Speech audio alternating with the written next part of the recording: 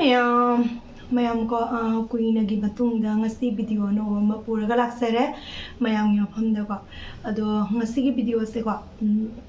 kai oiduna amda ko ai video amani budi lai ba ko ningol sakobagi adeti asum video amani lai ato thangat tabida aina ngasi se video se pujara koi maram di ko sum ma'am da aina ne ko hai khara haisening ba do ado hai ge na ne semjara pa video ni ba ko Mayam ko ay yam na sukuire YouTube ta video thangat ba ko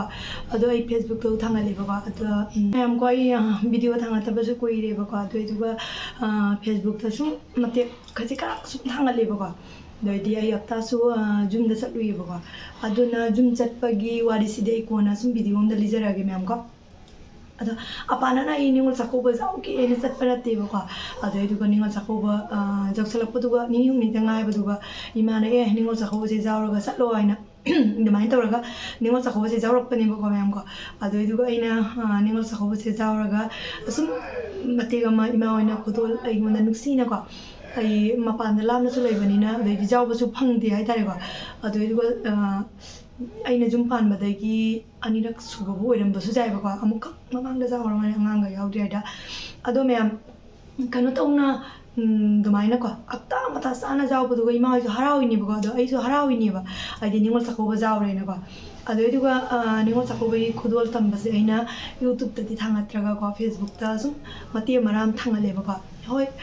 mayam na budi fazana support tawri video do ko ko gi lakh magi mathak ko 100k dagi mathak yenge ko ado dugi damakta di mayam puna mapu ngam khailek tana thagasari ko ado go ko mayam kayani ai wangang se ka ina so haijan badu oi de bani ko video puna mapu ina site thammaga ko ina se thangasari ni ko ina wai manga tang mayam da phungdu ke na ko kai gi no ai di ko yam nuksina ima akoi ma baba na ko yam nuksina ingonda khudon pirak ko duga mayam na bet comment pirak ko aduna ai YouTube da phawbada long video capture ko ado thangatre da mayam da wam tang haijaram gi aina ko I semjara ko video ni ba ado idu mayam ko bet comment su lai ko kari gi lai ba do di ai jang khangdre ko punama 100k gi mi du ga nam mayam comment se bet comment lai ba ko ado bet comment na yam do ina ming pathuk tana su lai roi personal oi ai kana da su hai roi ado comment bi ba kangu do di aina semi ba video se soidana uraga di moi khangani ba ko ado iduga share tawri ko share tawri engonda tholai ba ko ado iduga nupi ni ko nupi ma'am share tawri smaina ka su I ba ko sai thiri ne ko aina yam nokning ba ko mana nupi duna share tawri ma soidana I video se ura khangani ba ko ma ta na te humari ni ko share budi ma'am ya me ko kai mi da ngai tawi bu su yawi yam takasari ko aduga sai thiri ni ha ba wai se kan sa ore ha tare ko ai gi ima pa ai gi ima baba na ko nuksi na ai gi da khudon khodi ngo sa ko gi khudon pirak mane ba ko aduga itu nang na sai thiri ni ai do sana dre hai tare ko ai nong da parmana ma hai ko nang jikar panggo mi oiram ma jai ba ko noi comment da ya thi na ngai ko ngona smai ka di ujam na uchaning ni da paisa bu u phang dri ba paisa uchaning ni ade di jam pak tre da hai da ba so hai ko jam pak tre nang to sai do ka ke thi ko chin dei palaro ke ko ma'am dum ma'am su u ba dum jawbi ram ni ko khang mani adu ai na hai chaning ba di ko ma'am akoi gi khunna ma pala di jum se ma'am ma lai khut tawra ngai ko ma'am ko khunna ma pan ta ra di jum se ma'am ma lai ba ko asi jum lai ba marak si ko luhum ba ngam da ba luhum ba ngam ba ma'am ma ling ba yum se ma'am lai ba ko adu thangnari imung duga luhum ba ngam dre ai na ko ma'am mun na ta ko bet comment pirak pa sing dani ko ina hai se na kok to na ting jo tharaga ne duga taraga iro mathum na ngai hai mangang re na irakanu ko ado luhung bangam da ba imung ama lai rai lawro ba ado di ma se jengaga mai masa luhung amim ba do aun por piraga luhung oi tari do di kai gino di mo myam ire ba ngone ko lai ta ba mina kaungam do mina uraga nang ido kai khandoi na na ko ai gi imai pa na piri ne ba ko ai gi imai pa na ingon da aun por piraga aun por pi bangam da ba mi am na nungai ne ai ga aun por to losan ga da ba di natte ba ko mai gi lai ba mai kai nu ni ba ko ado ai ni pa thabak tau de na mai ni pa thabak tau ye na mai ma mang dai na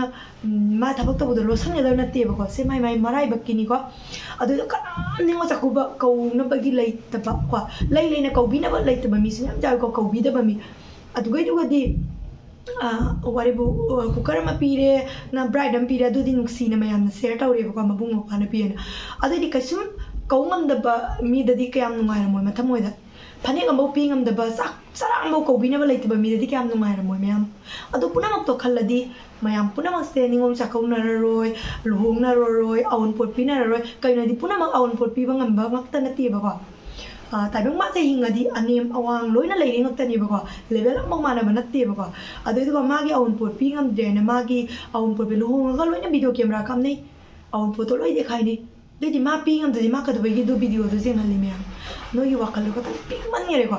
ai gi mai pa na nuksi na pi rai du smaina dirip ke na katho ko mai ka to ko ai gi ngam matam da ina kat kani ado di ai gi mai pa na nuksi na sahi ke age matung na kauraga ne kudol oina ko nusi na pirakpani lising tratre tagi ayami puna makti aina noide utre ba puna ma ulladi noidi kita idoi dia sok jami ngona to reido ado sok jam do strip engonda numittu ga pi ba kudolo ado haktani aina lising tratre aina utkire se me amko ado puna mak paraga dia asami me ado puna mak to noide utre noi puna ma ulladi noi masen sina tare doi dia puna sok jam tore ma ye dekai ni ai gi mai pa na pire ni mi gi mama pa na engonda pire na te me ado ai ima ipa do camera da bo mo jaute ba abu kok jaw do no ina dmai ne irek po no ngai te ba ko ado nangi laite aidna nangi nang na ma na pa na pi de aidna bu mi gi pi de bu kari gi pi no ina sai de bu sai wale kan sai di no ni ko wale sai wale hai pa kangu de ni ko sai di no fa jana sai wale ko fa jana sai wale comment i badan ning mang jeng da bai no sai fa jana wale ko ado english medium da ko mayam nang punang ma English medium da tamba ngam da bani ba ko ado di nang na sa do English medium da tamba wera ma di ba ko nungai tie English medium da tamngam da ba masa sing na uraga ado na sarkari school da punna tamina si mayam ado na lokthuk na ung mai masa do aduga sarkari school da taman lu ado mai na khonjeng sa ba sing do aduga ni ko ina hai se nipa kang ne dupi kang ne mayam jawi nipa su mayam jawi ko aduga nang na ne paka gi jum sare na mayam phok gi jum saba charu gi jum saba leija da ba pakhang tawraga leiba sing do do nang gi paka gi jum do tugaira ga moiga level sap manalu kai gi no habda moina jenga kyam nungaira moyam ta khallu mayam kai gi no haida akhoi di lei phangde magi breeding se madi breeding da lei haina hairadi kayam nungai te mayam na khallu wakhallo adona nasagi pakai jum ora masu tugairo paisa upangdri baina paisa upangdri se noira airo aidi ima ipana khudol pi aina nusina uchai ni bako duga noi ngau gur mane bako lising tratet ka pang pan badu ko no na ngau ni phiri am sina khangdre bako ado mi me am ki me ani ngol sakho bajing ye khoi de mena nuksi ko ala comment ma tau trasu ko like ma pi nuksi bako noi di khangde ko jungle lei thor ko mi sing la khangde bako share tau ine na sai wa tau ine sai se noi ni ko wali se inaktaga leiramo fajana bujaga da mi pangi ba kokta singan ga da mani adona mingdi pala roi ba ko ai video se chum jengani dugo moi sum khangjara ni ba ko mi gi mama pa na mingo sa ho bai khudol da bu bu chai ti ri ni ai ni na punsi gi lising trate udri bol lising trate te aza mi na mayam za mi pe sapuna ma se loin thi ra di noi ki tai do dia unthok pani da adona ni doina loi utri doina katang tan mitu ka piba ta ne ba ulise punama uttar di noi di sina ba jang tai natra ado mama pa na warak ta masa su yam yawi ko moi gi di palaroi ge moi gi comments di ko as pibam sa da ba emoji me mama ko di sigro ko so haire ba ko sininga ga na sa do sigro ina bor pizeri ni ko ado noi na ne sigra di pa ko ai gi video se jengdre na mong sa da ba kamen de mingon da busi gro hu sara ga na sa dum si ja gro ado yam no ning ye ba ko me am ni mo sa ho ba du ga du mai na bi ba do di amana ko sa mai re ko me am si tin si na jeri ni ko isa ni pa ka ye yaw ino ni pa yaw na de manipur de ai ko me am ko akoi ka sar da di ko anam ba ko ka sar da ko ni ngol sa ko ba se ko ye nupi du gina mai nipa ko ai gi nipa ko sumaina matai mera se pun na kau nei ko me am ko aduna ka yai ni ko manipur ga ko ge se amatta oira ga su ko tang khena ba hai tare ko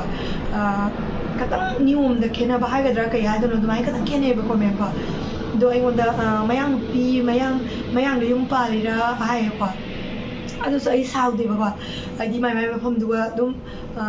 ꯍꯟꯗꯛ ꯄꯟꯖꯥꯕꯤꯗꯒ ꯁꯨꯝ ꯂꯨꯍꯣꯡꯕ ꯃꯌꯥꯝ ꯎꯏꯀꯣ ꯑꯗꯣ ꯃꯥꯏꯒꯤꯅꯤ ꯑꯗꯣ ꯑꯩ ꯀꯅꯥꯝꯇꯁꯨ ꯋꯥꯔꯧꯕ ꯂꯩꯖꯗꯦ ꯍꯣꯏ ꯅꯣꯏꯅ ꯃꯌꯥꯡꯅꯤ ꯈꯟꯒꯦꯔꯥ ꯃꯤꯇꯩꯅꯤ ꯈꯟꯒꯦꯔꯥ ꯁꯨꯝ ꯈꯟꯅꯤꯡ ꯈꯜꯂꯣ ꯅꯣꯏꯒ ꯆꯦꯟꯗꯥ ꯄꯣꯟꯖꯥꯅꯅꯀꯣ ꯆꯤꯟꯁꯦ ꯃꯌꯥꯝ ꯉꯥꯡꯅꯕꯗꯣ ꯑꯗꯨꯗꯣ ꯃꯇꯝꯗꯣ ꯍꯥꯏꯗꯤ ꯃꯤ ꯃꯃꯥꯡꯗꯁꯨ ꯏꯀꯥꯏ ꯍꯥꯏꯇꯥꯔꯦꯀꯣ ꯑꯗꯨꯅ ꯃꯌꯥꯝ ꯑꯩꯅ ꯈꯤꯇꯪ ꯅꯨꯡꯉꯥꯏꯇꯕꯗꯤꯀꯣ ꯄꯟꯖꯥꯕꯤꯗ ꯂꯨꯍꯣꯡꯕ ꯑꯗꯩꯗꯤ ꯃꯌꯥꯡꯗ ꯂꯨꯍꯣꯡꯕꯁꯦ ꯃꯌꯥꯝꯅ ꯁꯤꯌꯔ ꯇꯧꯕꯁꯦ ꯈꯤꯇꯪ ꯂꯦꯞꯄꯤꯁꯤꯕꯀꯣ ꯑꯁꯤ ꯚꯤꯗꯤꯑꯣꯁꯤꯡꯁꯦ ꯎꯔꯒꯀꯣ ꯍꯥꯎ ꯃꯌꯥꯝꯅ ꯑꯩꯈꯣꯏꯒꯤ ꯃꯤꯇꯩꯗꯀꯣ ꯍꯧꯒꯠꯅꯔꯤꯕ ꯑꯉꯥꯡꯁꯤꯡꯗ ꯎꯁꯤꯠꯇꯕ ꯃꯌꯥꯝ ꯑꯃ ꯌꯥꯎꯔꯛꯀꯅꯤꯀꯣ ꯀꯩꯒꯤꯅꯣ ꯍꯥꯏꯗꯤ ꯃꯣꯏꯗꯤ ꯂꯣꯏ ꯂꯧꯅꯕ ꯌꯥꯕꯅꯤ ꯍꯥꯏꯅꯀꯣ ꯑꯗꯨꯅ ꯈꯤꯇꯪ ꯐꯖꯗꯦ ꯁꯦꯝꯗꯤꯀꯣ ꯃꯌꯥꯝ ꯁꯤ ꯍꯥꯏꯖꯅꯤꯡꯉꯦ ꯃꯌꯥꯝꯀꯣ ꯑꯩ ꯃꯌꯥꯡꯗ ꯂꯨꯍꯣꯡꯕ ꯃꯤꯇꯩꯗ ꯂꯨꯍꯣꯡꯕ ꯑꯗꯨ ꯑꯠꯆꯔꯣ ꯑꯗꯨꯅ ꯁꯨꯃꯥꯏꯅ ꯃꯌꯥꯡꯗ ꯂꯨꯍꯣꯡꯕꯤꯁꯤꯡꯁꯦ ꯁꯤꯌꯔ ꯇꯧꯕ ꯈꯤꯇꯪ ꯂꯦꯞꯁꯤ ꯑꯩꯈꯣꯏ ꯃꯁꯦꯟ ꯁꯤꯗꯅꯕꯗꯀꯣ ꯍꯌꯦꯡ ꯇꯨꯡꯗ ꯍꯧꯔꯛꯏꯕ ꯑꯉꯥꯡꯁꯤꯡꯗꯀꯣ ꯍꯥꯎ ꯃꯌꯥꯝꯅ ꯎꯁꯤꯠ ꯊꯑꯣꯏꯗꯕꯗꯣ ꯑꯗꯨꯅ ꯃꯣꯏ ꯍꯦꯟꯅ ꯁꯤꯟꯗꯨꯔꯁꯦ ꯆꯥꯎꯅ ꯅꯝꯅꯤꯡꯉꯦꯕꯀꯣ ꯀꯩꯅꯣꯗꯤ ꯍꯥꯎ ꯃꯌꯥꯝꯅ ꯎꯁꯤꯠꯇꯕꯗꯣ ꯑꯩꯈꯣꯏꯗꯤ ꯑꯦꯝꯅꯁꯨ ꯅꯨꯄꯤ ꯃꯆꯥ ꯑꯣꯏꯅ ꯎꯔꯦꯕꯀꯣ ꯑꯗꯨꯅ ꯃꯄꯥꯟ ꯊꯣꯛꯂꯛꯄꯗ ꯎꯁꯤꯠꯇꯕꯗꯣ ꯎꯁꯤꯠꯇꯕ ꯃꯤꯠꯌꯦꯡ ꯌꯦꯡꯕ ꯑꯗꯨꯗꯀꯣ ꯖꯤꯟ ꯈꯣꯡꯒ꯭ꯔꯥꯎ ꯁꯦꯠꯂꯦ ꯂꯧꯔ ꯃꯌꯥꯝ ꯖꯤꯟ ꯈꯣꯡꯒ꯭ꯔꯥꯎ ꯁꯦꯠꯂꯦꯀꯣ ꯃꯄꯥꯟꯗ ꯃꯅꯤꯄꯨꯔꯤ ꯏꯆꯤꯜ ꯏꯅꯥꯎꯁꯤꯡꯁꯨ ꯂꯩꯕꯗꯀꯣ ꯑꯗꯣ ꯃꯧ ꯑꯣꯏꯕꯒꯤ ꯁꯤꯝꯕꯣꯜ ꯑꯃꯀꯣ ꯑꯩꯅ ꯁꯨꯃꯥꯏꯅ ꯎꯠꯆꯔꯕꯅꯤꯅ ꯃꯥꯅ ꯈꯤꯇꯪ ꯈꯧꯈꯥꯡ ꯅꯥꯏꯖꯩ ꯍꯥꯏꯇꯥꯔꯦꯀꯣ ꯑꯗꯨꯃꯥꯏꯅꯅꯤ ꯃꯌꯥꯝ ꯁꯤ ꯀꯔꯤꯝ ꯐꯠꯇꯅꯤꯡꯉꯥꯏ ꯂꯩꯇꯦꯗ ꯃꯥꯒꯤ ꯃꯐꯝꯗꯨꯒꯤ ꯃꯥꯏ ꯆꯠꯅꯕꯤꯅꯤꯀꯣ ꯃꯅꯤꯄꯨꯔꯤ ꯏꯆꯤꯜ ꯏꯅꯥꯎꯁꯨ ꯑꯩ ꯄꯨꯝꯅꯃꯛꯇ ꯍꯥꯏꯖꯕ ꯅꯠꯇꯦꯀꯣ ꯃꯌꯥꯝ ꯅꯨꯡꯁꯤꯕ ꯑꯩꯉꯣꯟꯗ ꯀꯃꯦꯟ ꯄꯤꯔꯛꯏ ꯑꯩꯒ ꯃꯌꯥꯝ ꯅꯨꯡꯁꯤꯕ ꯀꯃꯦꯟ ꯄꯤꯅꯩ ꯑꯩꯈoi ꯀꯁꯥꯔꯒꯤꯁꯨ ꯑꯗꯨꯃꯥꯏꯅ ꯃꯌꯥꯝ ꯃꯑꯣꯡ ꯆꯥꯗꯕ ꯃꯤꯉꯣꯟ ꯄꯤꯔꯝꯒꯅꯤꯀꯣ ꯑꯩ ꯀꯥꯔꯦꯛ ꯀꯅꯥꯝꯇꯁꯨ ꯍꯥꯏꯖꯔꯣꯏ ꯀꯩꯒꯤꯅꯣ ꯍꯥꯏꯗꯤꯀꯣ ꯈꯨꯜ ꯑꯃ ꯄꯥꯜꯂꯗꯤꯀꯣ ꯄꯥꯠ ꯑꯃ ꯂꯩꯔꯗꯤ ꯉꯥꯈꯥ ꯑꯃ ꯐꯠꯇ꯭ꯔꯒ ꯄꯥꯠ ꯆꯦꯟꯗꯩꯒ ꯑꯩꯗꯣ ꯌꯥꯝ ꯍꯩꯇ꯭ꯔꯦꯀꯣ ꯃꯌꯥꯝ ꯗꯥꯏꯂꯣꯛꯁꯦ ꯃꯐꯝꯗꯨꯒꯤꯀꯣ ꯑꯃꯈꯛ ꯐꯠꯇ꯭ꯔ ꯂꯣꯏ ꯐꯠꯇꯕ ꯅꯠꯇꯦ ꯃꯅꯤꯄꯨꯔꯤꯁꯤꯗ ꯃꯌꯥꯝ ꯑꯩꯉꯣꯟꯗ ꯁꯞꯄꯣꯔꯠ ꯇꯧꯔꯤꯀꯣ ꯏꯝꯐꯥꯜꯒꯤ ꯃꯌꯥꯝ ꯇꯧꯏ ꯊꯣꯛꯏꯑꯕꯀꯣ ꯑꯗꯩꯗꯤ ꯃꯌꯥꯝ ꯇꯧꯔꯤ ꯃꯅꯤꯄꯨꯔꯒꯤ ꯑꯗꯨꯅ ꯃꯣꯏ ꯈꯔ ꯐꯠꯇ꯭ꯔꯒ ꯄꯨꯝꯅꯃꯛ ꯐꯠꯇꯕ ꯅꯠꯇꯦ ꯑꯩ ꯈꯨꯠꯁꯥ ꯁꯨꯃꯥꯏꯅ ꯇꯧꯔꯒ ꯁꯨꯝ ꯈꯔ ꯉꯥꯡꯒꯟꯕꯅꯤ ꯃꯌꯥꯝꯀꯣ ꯏꯒꯅꯣꯔ ꯁꯨꯝ ꯇꯧꯕꯤꯌꯨ ꯑꯗꯣ ꯃꯌꯥꯝ ꯑꯩꯅ ꯑꯗꯨꯝ ꯅꯤꯉꯣꯜ ꯆꯥꯛꯀꯧꯕꯒꯤ ꯐꯨꯜ ꯚꯤꯗꯤꯑꯣꯁꯦ ꯊꯥꯡꯒꯠꯇꯦ ꯑꯗ ꯑꯩꯅ ꯁꯨꯝ ꯃꯌꯥꯝꯗ ꯁꯤ ꯋꯥꯍꯩꯁꯦ ꯍꯥꯏꯍꯧꯕꯅꯤꯀꯣ ꯑꯗꯨꯒ ꯅꯀꯣꯛ ꯆꯥꯎꯗꯕ ꯃꯤꯅ ꯌꯥꯎꯖꯗ꯭ꯔꯗꯤ ꯆꯥꯎꯗ꯭ꯔꯕ ꯍꯥꯏꯗꯨꯅꯤꯀꯣ ꯑꯗꯣ ꯅꯪꯒꯤ ꯅꯆꯥ ꯏꯪꯂꯤꯁ ꯃꯤꯗꯤꯌꯝꯗ ꯇꯝꯍꯟꯕꯁꯤꯡꯗꯣ ꯃꯨꯟꯅ ꯈꯜꯂꯣ ꯑꯩꯅ ꯍꯥꯏꯁꯦ ꯇꯝ ꯉꯝꯗꯕꯒꯤ ꯃꯃꯥꯡꯗ ꯌꯥꯝ ꯅꯨꯡꯉꯥꯏꯇꯦ ꯅꯪ ꯂꯨꯍꯣꯡꯕ ꯑꯣꯏꯔꯒꯁꯨ ꯅꯪ ꯅꯆꯥꯅꯁꯨ ꯂꯨꯍꯣꯡꯒꯅꯨ ꯑꯎꯟꯄꯣꯠ ꯄꯤ ꯉꯝꯗꯕ ꯃꯤꯒꯤ ꯃꯃꯥꯡꯗ ꯌꯥꯝ ꯅꯨꯡꯉꯥꯏꯇꯦ ꯍꯥꯏꯇꯥꯔꯦꯀꯣ ꯑꯗꯨꯅ ꯅꯁꯥꯗꯣ ꯍꯥꯟꯅ ꯁꯦꯝꯗꯣꯔꯛꯑꯣꯕꯅꯦ ꯑꯗꯣ ꯑꯩꯒꯤ ꯑꯣꯏꯅꯗꯤ ꯏꯃꯥ ꯏꯄꯥꯅ ꯅꯨꯡꯁꯤꯅ ꯄꯤꯔꯛꯄ ꯈꯨꯗꯣꯜꯅꯤꯅꯀꯣ ꯃꯃꯜ ꯌꯥꯝꯅ ꯌꯥꯝꯈ꯭ꯔꯦ ꯃꯌꯥꯝꯗꯨꯅ ꯅꯨꯡꯁꯤꯅ ꯃꯦꯃꯣꯔꯤ ꯑꯣꯏꯅꯕ ꯍꯥꯏꯅ ꯎꯠꯄꯅꯦꯕꯀꯣ ꯑꯗꯨꯒ ꯌꯥꯝꯃꯤꯀꯣ ꯑꯩꯅ ꯎꯠꯂꯤꯗꯨꯗꯤ ꯈꯛꯇꯪꯇꯅꯤꯀꯣ ꯃꯌꯥꯝꯁꯤ ꯍꯥꯏꯔꯒ ꯚꯤꯗꯤꯑꯣꯁꯦ ꯂꯣꯏꯁꯜꯂꯒꯦꯀꯣ ꯑꯗꯨꯒ ꯑꯩꯒꯤ ꯚꯤꯗꯤꯑꯣꯁꯤꯒ ꯁꯣꯏꯈꯤꯕ ꯂꯥꯟꯈꯤꯕ ꯂꯩꯔꯁꯨꯀꯣ ꯃꯌꯥꯝꯅ ꯁꯨꯝ ꯉꯥꯛꯄꯤꯅꯤ ꯍꯥꯏꯅ ꯈꯜꯂꯤ ꯃꯌꯥꯝ ꯄꯥꯏ ꯌꯥꯝ ꯍꯩꯇꯦꯕꯀꯣ ꯋꯥ ꯉꯥꯡꯕ ꯑꯗꯨꯅꯤ